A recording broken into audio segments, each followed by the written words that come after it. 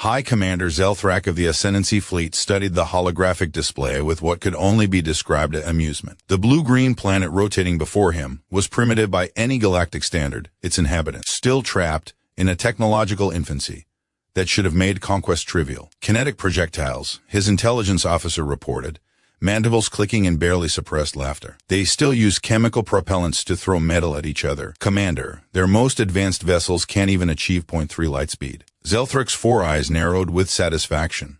3 cycles of observation had confirmed it. Humanity was precisely the soft target the Ascendancy needed to demonstrate their supremacy to the Galactic Council. A quick victory, minimal losses, maximum political gain. They call themselves warriors, another officer added, pulling up footage of human soldiers.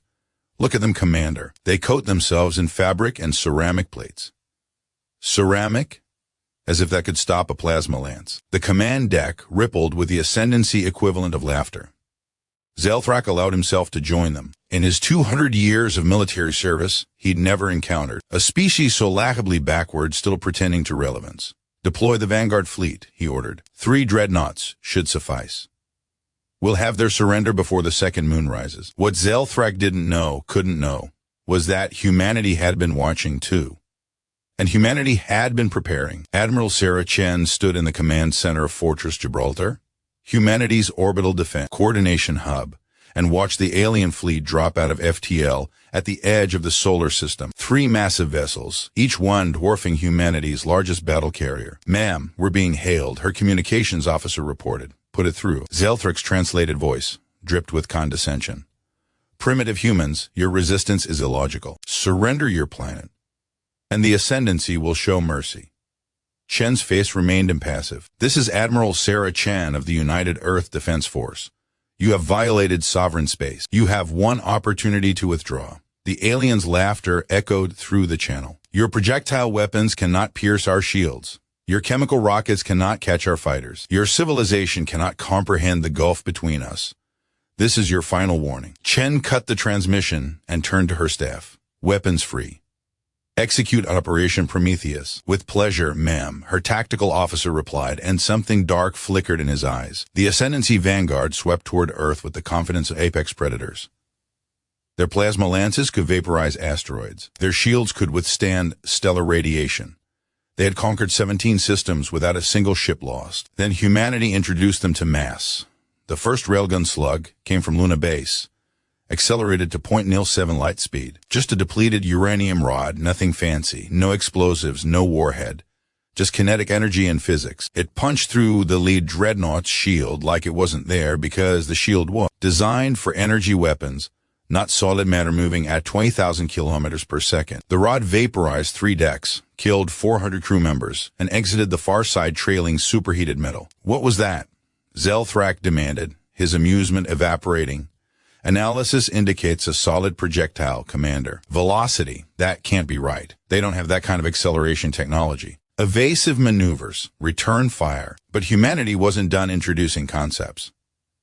Thousands of missiles erupted from Earth, Luna, Mars, and the asteroid belt. Ancient, primitive rockets that any civilized species had abandoned millennia ago. Except these weren't primitive. They were cheap, numerous, and each one carried a thermonuclear warhead.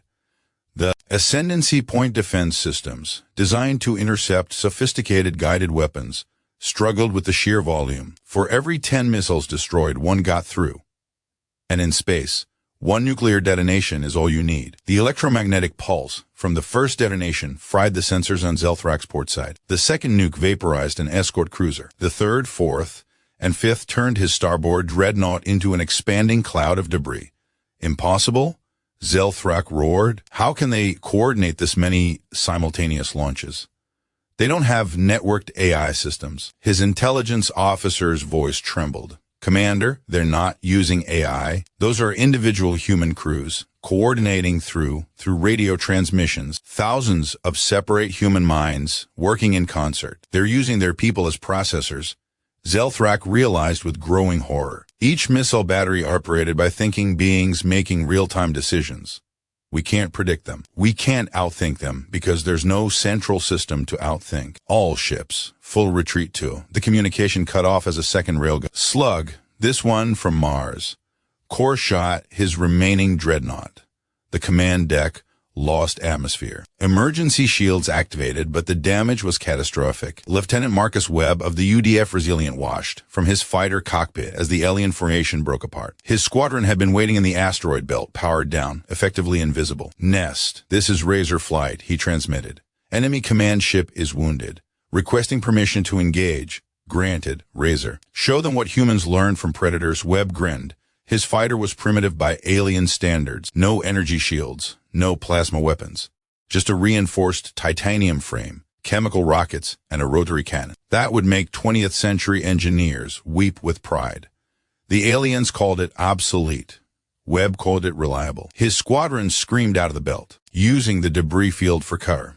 The alien point defense systems, still reeling from the EMP damage, tracked slowly. Too slowly. Webb's cannon opened up at 3 kilometers.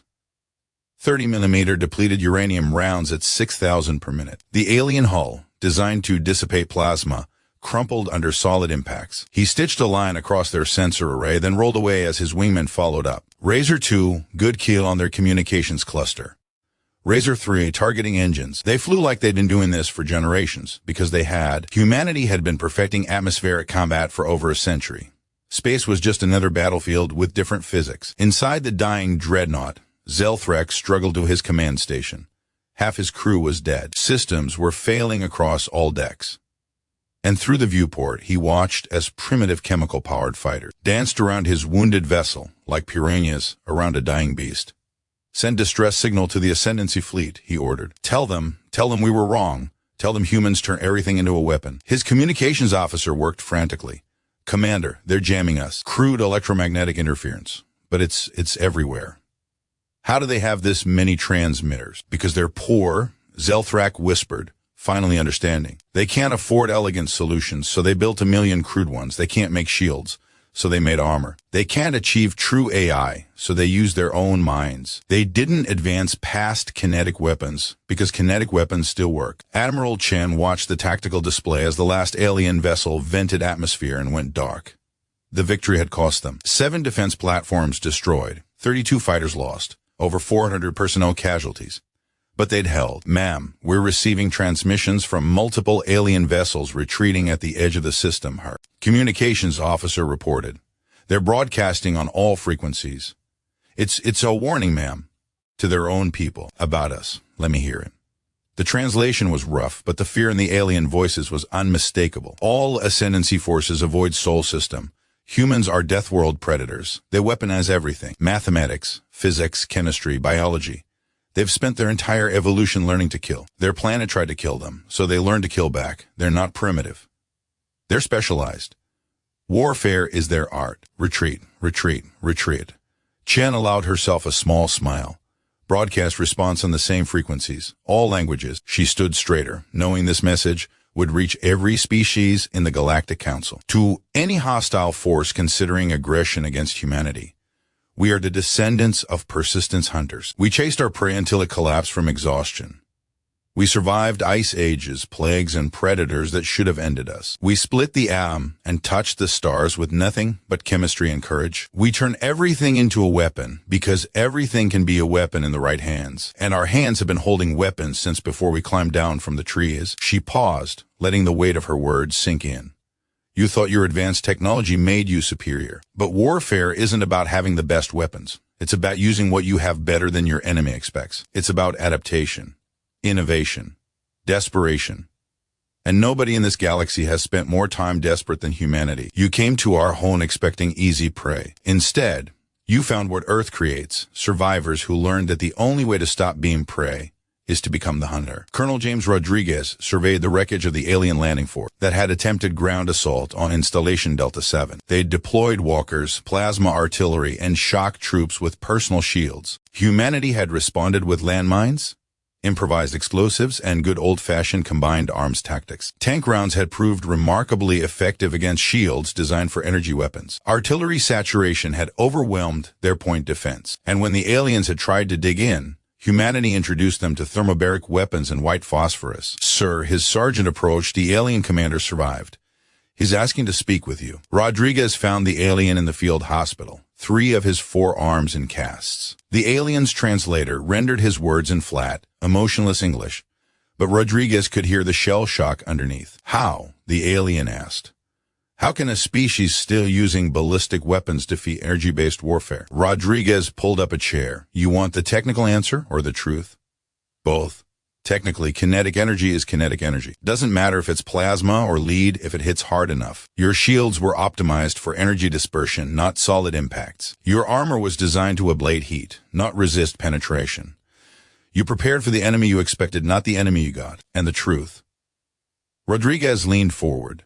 The truth is, you've been at peace so long you forgot what warfare really is. It's not about elegant technology. It's about making your enemy dead before they make you dead. It's about using every advantage, every trick, every piece of terrain. You fought with rules, we fought to win. Your species is insane, the alien whispered. No, Rodriguez corrected.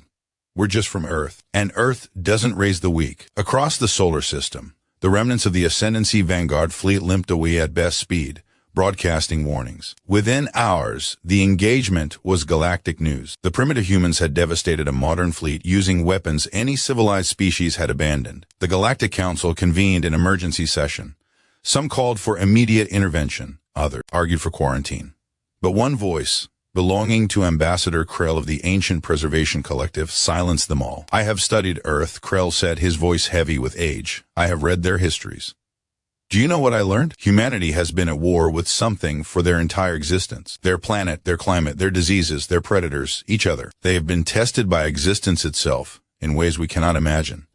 We evolved on garden worlds where survival was guaranteed. They evolved on a death world where every generation earned the right to exist. He pulled up holographic images of Earth's history. Humans with spears hunting mammoths. Humans in trenches facing chemical weapons. Humans splitting atoms. Humans touching the moon with nothing but chemical rockets and mathematics. They don't have our technology, Krell continued, because they didn't need it to become apex predators. They became apex predators despite having almost nothing. Imagine what they'll do when they have everything. The Ascendancy tried to conquer them when they were weakest. We should be grateful they stopped a defense. The council chamber fell silent. Finally, the High Chancellor spoke. Recommended action, recognition of sovereignty, Krell said immediately, not aggression pact. And pray they remain content with their solar system. Because if humanity ever decides they need more space, he let the implication hang. They'll turn the galaxy into a weapon. Someone finished. No, Krell corrected quietly, they'll turn us into a lesson. Aboard the human battle carrier Indomitable, Admiral Chem received the Galactic Council's transmission. Recognition of human sovereignty. Immediate establishment of diplomatic channels. Reparations for the unprovoked attack. Everything humanity had demanded. We won, ma'am, her executive officer said, relief evident. Chen nodded slowly, thinking of the 400 who wouldn't go home. We survived. That's what humans do. She looked at Earth, peaceful and blue through the viewport. Somewhere down there, children were being born who would never know the planet was almost conquered. Engineers were already reverse engineering alien technology. Scientists were studying captured vessels. Humanity had just announced itself to the galaxy, and the galaxy was listening. Send message to all Earth forces, she ordered. Stand down to alert level 2. Maintain defensive posture. And someone get me a connection to the council. If they want to talk, we'll talk. But we talk as equals now. What should we tell the media? Chen smiled. Tell them the truth. Tell them that when the galaxy came calling with threats, humanity answered with thunder. Tell them that our weapons might look primitive, but there's nothing primitive about the minds that wield them. Tell them that we're still here, still human, still dangerous. She turned back to the viewport, watching ships move in patrol patterns around Earth. And tell them that any species considering a repeat performance should. Remember one thing, humans don't just turn things into weapons. We turn experience into doctrine, defeat into innovation, and threats into opportunities. The Ascendancy learned that lesson the hard way. They won't be the last, her XO noted. No, Chen agreed. But each one that learns it makes the next one less likely to try. Because there's a new understanding in the galaxy now. She smiled, cold and proud. Humanity isn't asking for a seat at the table anymore. We just proved we've been sitting at the head of it all along. We were just waiting for everyone else to notice. On the retreating Ascendancy vessel, Zelthrak recorded his final report. His career was over, his fleet was destroyed, but perhaps his warning would save lives. To any commander contemplating action against humanity, he recorded, understand this, they are not primitive, they are specialized. For millions of years, their planet tried to kill them, and they refused to die. They learned to see everything as either a tool or a threat. They learned to cooperate in numbers that make our hive minds look isolated. They learned to turn scarcity into advantage and desperation into innovation. He paused, remembering the sight of those chemical-powered fighters tearing through his dreadnought. We thought we would teach them their place in the galaxy. Instead, they taught us ours. They reminded us that advancement is not measured in technology but in the will to survive, and humanity's will to survive is written in the bones of every predator that tried to eat them and every disaster that tried to end them. They turn everything into a weapon, Zelthrak concluded, because to them everything is a weapon. Even defeat. Even mercy. Even peace. Especially peace. He ended the recording and looked at Earth, shrinking in the distance. Somewhere on that blue sphere, humans were already planning, building, preparing. Because that's what humans did. And the galaxy would never underestimate them again. Because humanity had just sent a message written in railgun slugs and nuclear fire, and everyone had received it loud and clear. We are Earth's children. We are evolution's survivors. We are the weapon our planet forged over millions of years. And we are just getting started.